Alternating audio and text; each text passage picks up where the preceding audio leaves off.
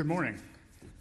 And before I proceed, I'm going to go off script for a minute, which is always dangerous, but I'm going to remind everyone in this room and all the media that I was the subject of an assassination attempt February 2024 by an addled left-wing activist 2 hours after being sworn into my job. So any of you who want to report that this is a fiction and does not exist, be there for the sentencing this August. So good morning. Thank you, Secretary Rubio, for convening this ministerial and for the invitation to be here. We are here together because the resurgence of political terrorism, transnational in design, and far left in doctrine is no longer the concern of any one nation. It demands a response that draws upon the distinct and combined strengths of every government represented here today. Every government.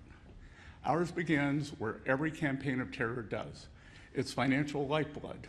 And at President Trump's direction, the United States Treasury is bringing the full weight of our authorities to defend the integrity of the U.S. global financial systems.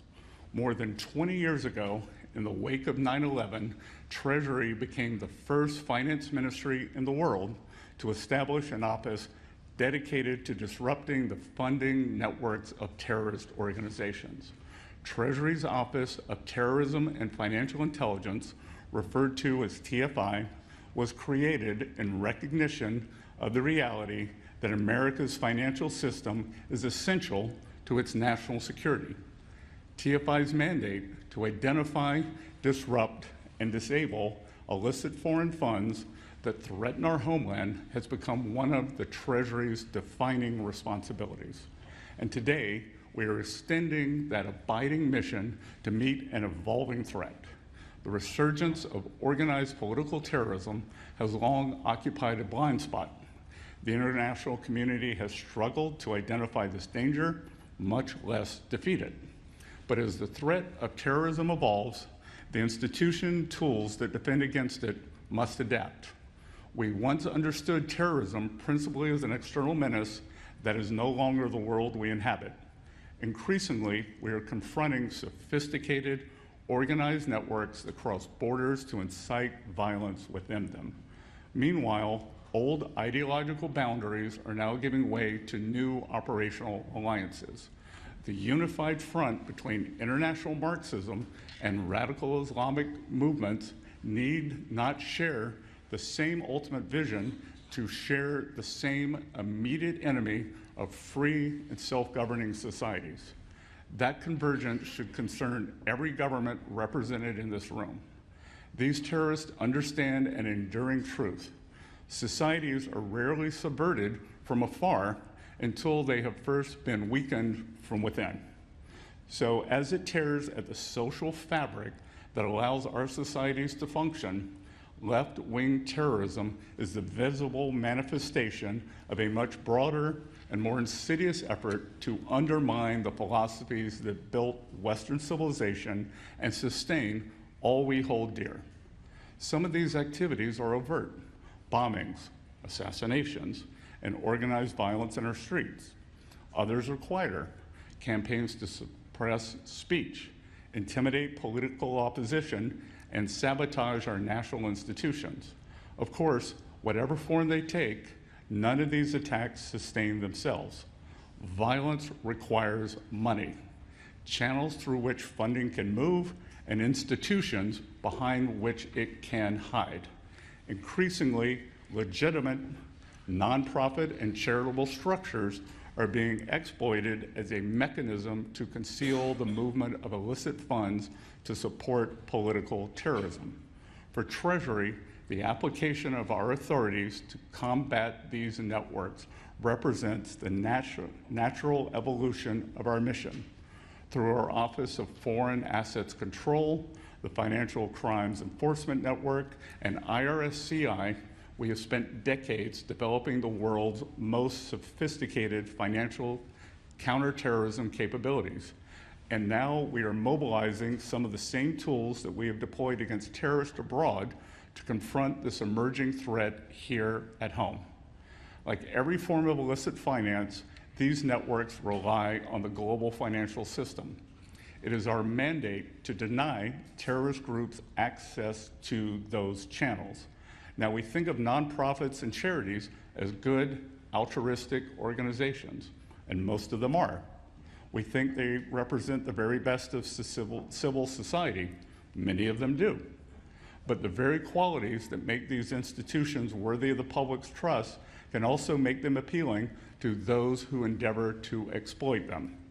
At President Trump's direction, Treasury is expanding its efforts to identify organizations that abuse charitable and nonprofit structures as vehicles for illicit finance. We are examining where tax-exempt status has been exploited, where charitable entities have become financial conduits for foreign influence activity, and how those entrusted with stewardship of these organizations have instead enabled violence. Where the evidence leads, we will not hesitate to follow. And of course, we will hold these organizations, officers, directors accountable. And just as financial institutions must know their clients, they must know their grantees. That work is well underway. In the fall, the United States designated 4 far-left Antifa extremist groups abroad as foreign terrorist organizations, denying them access to the U.S. financial system and depriving them of resources they need to carry out attacks. Meanwhile, in this administration alone, OFAC has also sanctioned 17 sham charities and nonprofit organizations for funding Hamas's terrorist activities and operations. As Treasury continues to map and disrupt the flow of funding that enables these entities to operate, no terror organization should delude itself into the belief that its financing lies beyond our reach. No facilitator should assume that anonymity confers impunity, and no jurisdiction should expect to enable or harbor these activities without consequence. To be clear, in the fight against domestic terrorism, we must respect the constitutional rights, freedom of speech, association, and assembly of all Americans. As such, it is important to emphasize that Treasury will act based on suspected unlawful conduct by these terror organizations, not because of their beliefs or ideologies. At Treasury, this work is mission critical, but we cannot do it alone. The threat is transnational. Our response must be no less so. Indeed, our cooperation must be as disciplined as the networks we seek to dismantle. The global financial system is one of the great achievements of the modern world, and we never must allow it to become a sanctuary for those who seek to subvert it. So on behalf of the United States Treasury, let there be no uncertainty about the work before us and the resolve with which we will undertake it. We will identify illicit funding, however artfully it is concealed. We will dismantle the networks that sustain political terrorism, however respectable their fronts may be. We will pursue those who enable political violence, however distant their jurisdictions, and we will deepen our collaboration with every nation represented in this room for as long as this work requires. This is our commitment, and we ask that you make yours too. Secretary Rubio, thank you again for convening us here this morning. Let us work together to translate the spirit of this ministerial into a commitment that endures well beyond it. And let us deny our adversaries the one thing on which they count most, that those of us assembled in this room will grow weary in our cooperation before they do. Thank you all for being here today, and the U.S. Treasury looks forward to working with you. Thank you.